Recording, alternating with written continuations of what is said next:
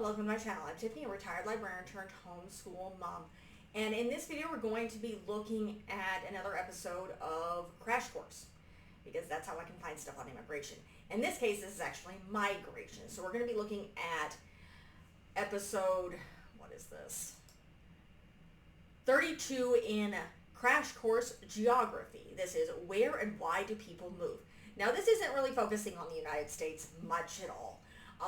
It's focusing on the Indian subcontinent and where they're migrating to. It starts out kind of talking about the islands in the Caribbean of Trinidad and Tobago, where it first started off with the Spanish eliminating the native people, creating the sugar plantations, bringing the forced migration in slavery of the West Africans, the British taking over, eliminating slavery, and then coercing people from India with occasionally false promises of what amounts to be indentured servitude, and bringing them over. Now, she makes it clear that some were able to go back and bring money back to India. Some wanted to go back because they were miserable but could not. And others bought land and became part of the islands. And so that's kind of the mass mix of how you get the culture of Trinidad and Tobago. She also talks a little bit about how for a while in India there were seasonal migrations between India, places in Africa, and the Red Sea, along with the winds, where people would go leave with the winds, come back with the winds, kind of thing. And that's how that spread. The diaspora is the word that she uses. The different cultures spreading. It's also talked about, again, the sun never sets on the British Empire. Remember this. And yet again, in, I can't remember what country, it wasn't Kenya. And my brain is blanking because I didn't get enough sleep. But again, it was another country in East Africa, where the British had control and they brought over people, again, the indentured servitude from India. And they did that in a variety of different African cultures.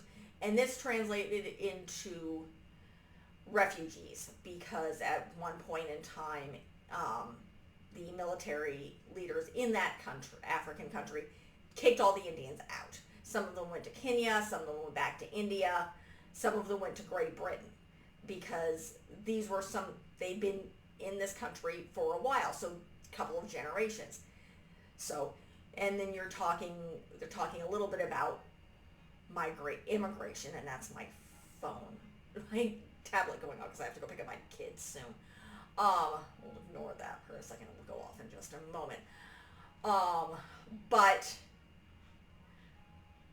nonetheless, talking about basically what refugees, where people are forced to flee, and due to various different reasons of war and famine and economic reasons, they're forced to flee, and they end up at refugee camps, and they're supposed to be temporary. People risk their lives to get to a safer place with their families, and it is worth the risk. So that is the big thing. This is about 11-minute long video. It is very interesting. It is part of a whole series of Crash Course Geography, which covers a bunch of other different stuff, which is, again, very interesting. But this one is specifically focusing on the migration of how people move, both forced, indentured servitude, willingness, as we talked, again, she's focusing a lot on India here because they are the biggest diaspora currently in the country. And they are going to places like Saudi Arabia where they're working with the oil and the oil rigs, and they're working in manual labor jobs. If you are hopefully familiar with Gandhi, that's what he was doing in India. He was part of that. I think he was in South America, where that's how he started his revolutionary ideas before going back to India. though he had schooled as a lawyer in Great Britain.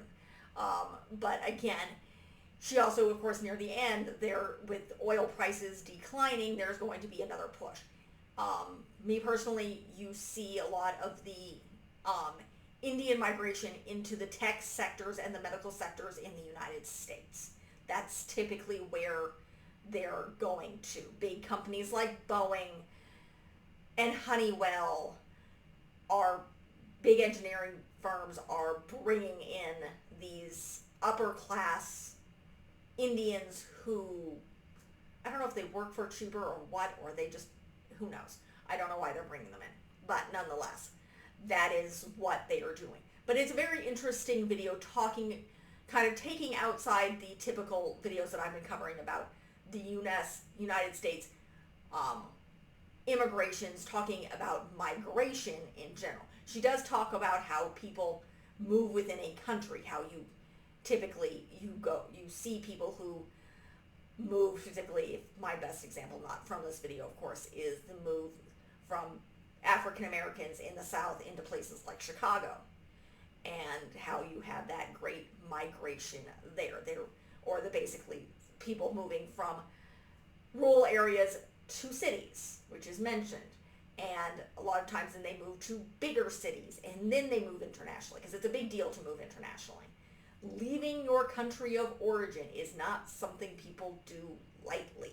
They're leaving their culture, they're leaving their families, they're leaving their support systems, they're leaving everything behind, often risking their lives, and it has to be worth it. And if they're doing it, they're going to something better. They want something better. They don't willingly, happily choose, no matter what people say, to leave their own countries for no good reason. Nobody does that. European ancestors, mine, pretty much anybody's European ancestors were in the United States. They left for a reason, be it religious persecution or a better life. Out of the crowded cities of Europe, looking for better farming, looking for just a better life, making more money. So they leave for a reason, normally for a better life. But again, this is a little over 11-minute long video. Very, very interesting. Again, she does focus on India as an example of this movement throughout the world. So that, I believe this should be my last video on immigration for the month of June. You'll be hopefully seeing this tomorrow. I do need to go grab my child though. So please like and subscribe. Leave a positive comment if you have one. Check out the rest of the videos. I am getting caught up here, including getting caught up on next month's for my food. So, and there goes my alarm again because I really grabbed my kid. So again, like and subscribe. Thank you.